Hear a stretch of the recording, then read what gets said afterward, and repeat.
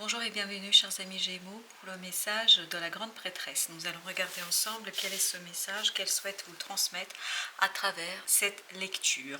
Alors vous avez ici le 3 de coupe. 3 de coupe nous parle de bonheur, de joie et surtout de félicité. Donc il y a un bon moment, des beaux moments qui arrivent vers vous, qui vont vous permettre de célébrer, de profiter et surtout de célébrer avec d'autres personnes. Je ne pense pas que vous allez être seul ici, vous allez être entouré d'autres personnes qui vont vous accompagner. Et ce qui est intéressant, vous avez 3 fois les 3. Alors vous avez 3 de denier, vous avez 3 de bâton et 3 de coupe. Il ne nous manque plus que le 3 d'épée, mais tant mieux qu'il ne soit pas là, puisque le 3 d'épée n'est pas très positif. Donc ici, on est bien dans un moment de transition, dans un moment de travail, dans un moment d'action, dans un moment de laisser derrière soi quelque chose et d'œuvrer sur une situation, sur une relation, sur un projet, sur quelque chose pour aller encore plus loin. Parce que je pense que c'est quelque chose que vous avez déjà initié. Il y a déjà ce socle que vous avez posé, il y a déjà ce quelque chose que vous avez mis en place. Et justement ici, grâce à ce quelque chose que vous allez pouvoir développer, vous allez en fait donner une nouvelle impulsion à ce projet, à cette relation, à ce quelque chose. Parce que vous avez ici le battleur. Le battleur nous parle de votre capacité à construire, à élaborer, à penser quelque chose. C'est le battleur ici qui nous apporte le savoir. Parce que, comme je vous avais dit, vous avez 3 fois 3. Donc, on a les deniers, on a les bâtons, on a les coupes et on n'a pas le mental. Ici, le mental sera apporté, c'est-à-dire la réflexion sera apportée par le battleur, mais aussi par la reine d'épée. Reine d'épée, comme vous pouvez le voir, elle se situe entre le 2 de bâton et le 9 de bâton. Donc, ça veut dire que il y a une difficulté à faire le choix. Votre battleur va devoir faire un choix, va devoir décider en fait ce qu'il laisse et ce qu'il emporte avec lui. Parce que le battleur, c'est une énergie d'un nouveau départ, d'un nouveau cycle, de quelque chose de nouveau, mais où il faut préparer les plans, où il faut préparer la stratégie, où il faut réfléchir quels sont les outils dont on a besoin, quelles sont les compétences et les capacités qu'on peut exploiter et explorer, quelles sont les qualités qu'il faudra qu'on mobilise en la matière. Et donc ici, le battleur, j'allais dire, allait tout mettre sur la table, comme dans l'illustration, il met tout ce qu'il a sur la table et il se dit de quoi j'ai besoin pour. Bien évidemment, cette énergie de battleur ne vous donnera pas le choix à suivre parce que je crois qu'il sera un petit peu dépassé. Vous allez être un petit peu dépassé ici par le poids de cette décision. Parce que ce n'est pas une décision évidente, ce n'est pas une décision simple à faire. Donc vous allez ici avoir besoin de cette reine d'épée qui, elle, va trancher dans le vif. Parce qu'elle a dépassé cette énergie de reine d'épée, a dépassé une blessure, a dépassé quelque chose qui lui permet ici de voir les choses avec lucidité, avec clarté, avec simplicité, avec évidence. Donc, grâce à cette reine d'épée, elle va vous enlever ce surpoids, ce poids que vous avez sur le fait de prendre une décision. Parce que cette notion de décision, elle apparaît dans 2 arcanes. Elle apparaît dans le 2 de bâton, bien évidemment, et elle apparaît dans ce 6. Le 6 qui nous dit que vous tergiversez, que vous ne savez pas exactement sur quel pied danser, comment faire, qu'est-ce que je dois laisser derrière moi. C'est ça l'idée. Et qu'est-ce que je dois emporter avec moi dans cette nouvelle étape de ma vie, dans cette nouvelle idée que je me fais de la relation, que je me fais de l'idée du projet, de la situation. Donc ici, je crois que vous êtes divisé, vous êtes dans une certaine dualité, dans un certain dilemme en fait sur que prendre, que laisser, que emporter avec soi. Et pour cela, votre mental étant dépassé par cette dualité, ne voit pas. D'où le fait que vous avez ici une épée, c'est le 7 d'épée. Le 7 d'épée nous parle du fait que c'est caché. Vous avez besoin de progresser, vous avez besoin d'avancer, mais vous ne pouvez pas parce que vous ne voyez pas, vous n'avez pas assez d'informations claires, nettes, précises pour trancher dans le vif, pour trancher sans tergiverser.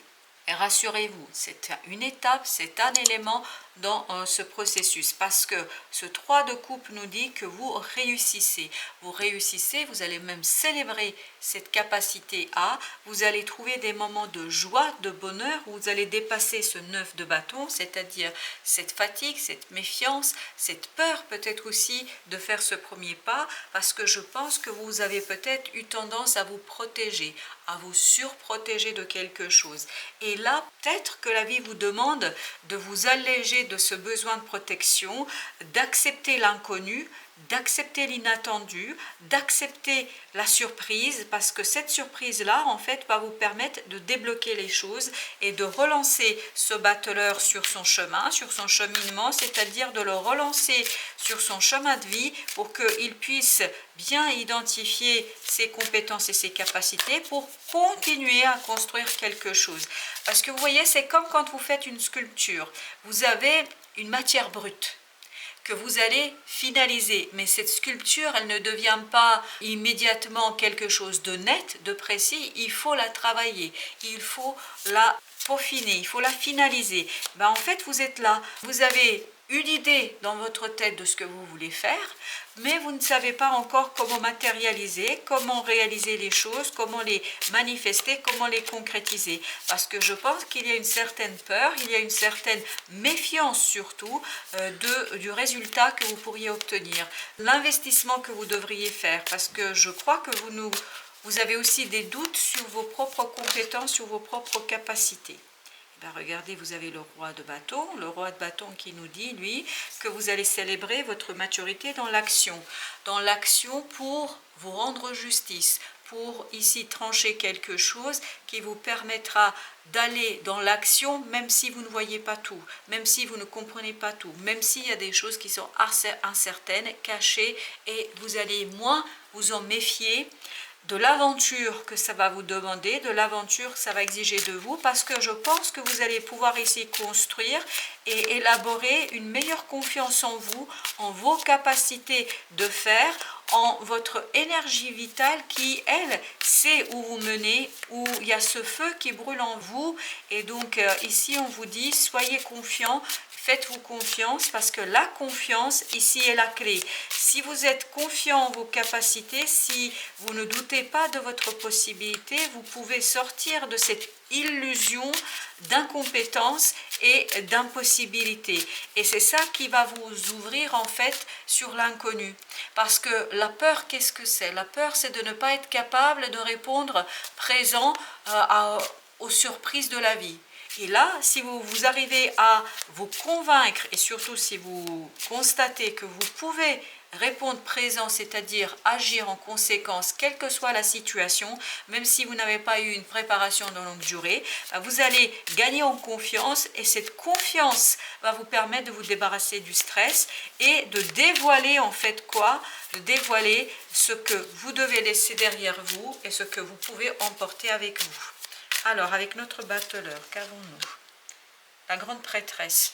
Cette confiance, elle viendra de votre intériorité. C'est-à-dire qu'il vous faut prendre du temps ici pour laisser remonter cette confiance du plus profond de vous-même, de venir vers votre conscience et surtout permettre à cette confiance d'émerger et de vous convaincre. Il faut que ce soit une évidence pour vous. J'avais cette notion d'évidence. Il faut que ce soit une évidence que vous êtes capable, que vous avez les compétences, que vous avez la possibilité de mener quelque chose à terme.